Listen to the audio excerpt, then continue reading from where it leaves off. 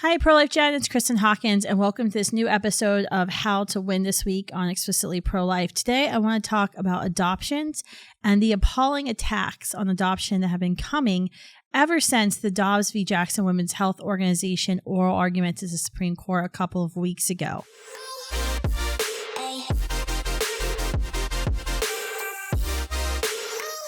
If you haven't listened to the oral arguments, I highly encourage you to listen to them. They are unbelievable. Justice Thomas, who doesn't usually talk that much, led right out of the gate with his questions, never really could get an answer to his questions. It was really amazing to watch the Solicitor General of Mississippi, Scott, forgetting his last name, argue the case for the Attorney General there, Lynn Finch, and then also to hear the lawyer for the Center for Reproductive Rights, who is representing the abortion vendor in Jackson, as well as the U.S. Solicitor General, who was trying to be her assist, and how they justified their extreme abortion stance. Basically, it came down to no backsies. Roe has been the law of the land since 1973. No backsies, can't go back. They're entertaining audio. More entertaining probably than my podcast, sorry, but maybe not. I don't know. Depends on what I'm saying. Okay, so during the oral argument, Justice Amy Coney Barrett, love her, she made a very factual observation that the assertions of Roe and Casey that women can't succeed if they're burdened by the rigors and costs of being pregnant and child rearing, the very feminist pro-woman line that the abortion industry uses.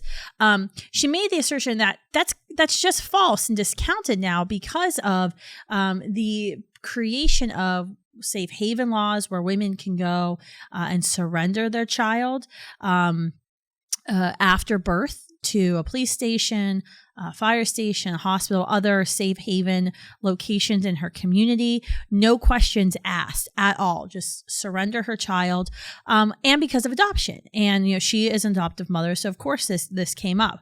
And ever since that moment, and actually the next day, there have been arguments in the New York Times, Vogue, Vox, you name it, Ms., NPR, like any pro-abortion outlet out there attacking adoption. And it's really interesting because I think that the abortion industry and their friends in the mainstream media, they listened to oral arguments just as we did, realized that the abortion movement has no argument besides no backsies. And they realized they did a really piss poor job there of arguing for the court, and probably Roe versus Wade is going to fall and Doe versus Bolton with it. And so now we're attacking adoption.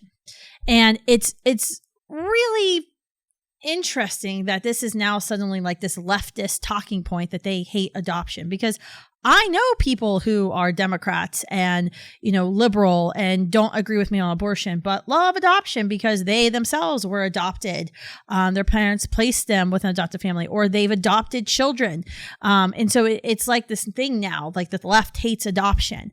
And the articles all talk about, the pain that women, birth mothers, have to endure, the pregnancy pain, the pain of childbirth, the emotional pain of having to place your child into the arms of another couple that is going to love and rear your child.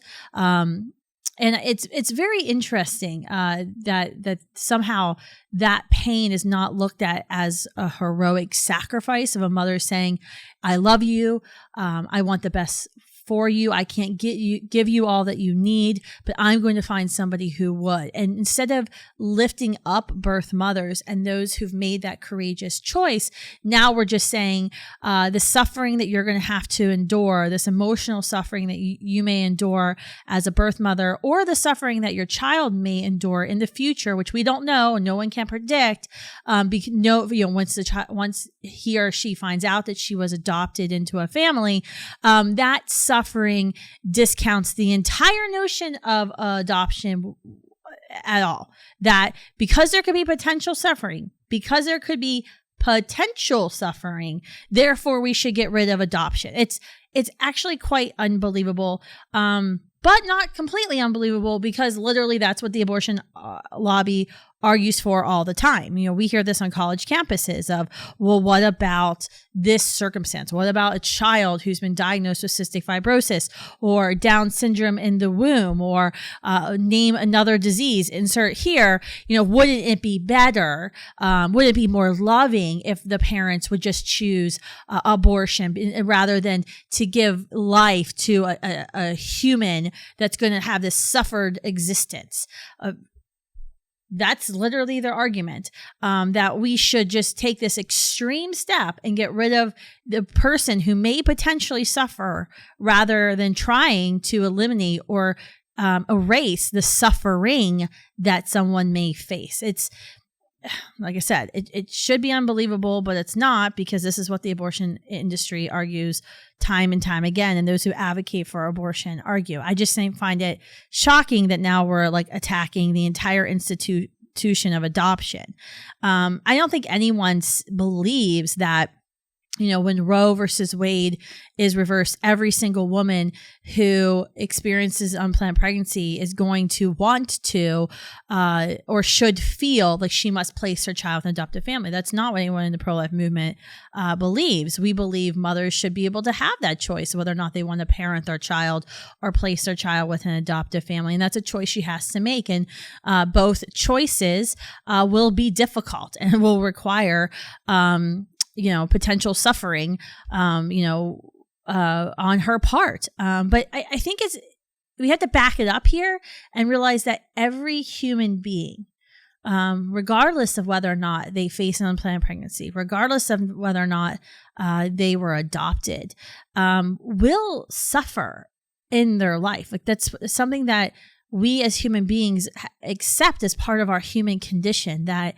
life is not like going to Disney World every day. I guess for my kids, that would be a day of non-suffering. For parents, that would be suffering. That's a bad example for adults. But life is not always easy. It's hard, and we all know to expect it to be hard. And I think this is a really slippery slope that the abortion argument now is making, that because anyone may suffer, we should just, eliminate that person. That is literally, to sum up all of these articles that I'm looking at right now, is, we should just not, support, we shouldn't promote adoption, because some will suffer. It's much, much better to tell her to go to an abortion facility and hand $300 to $500 to Planned Parenthood and abortionists, and yet all the suffering will be over. No, that's actually not true. We know women suffer greatly after abortions, and we certainly know children suffer. Many of them at 12 and a half weeks on can feel pain during an abortion. So I think for how to win, and what we need to be thinking about as our kind of like next steps in the pro-life movement, as we're preparing for a reversal of Roe this June in the Dobbs case, we need to do a better job of talking about adoption, being real, that adoption is never an easy solution, just like how parenthood isn't an easy solution. Being a parent is definitely not without suffering, even with planned pregnancies, right? But we need to talk about adoption, why adoption matters, why it's a beautiful thing.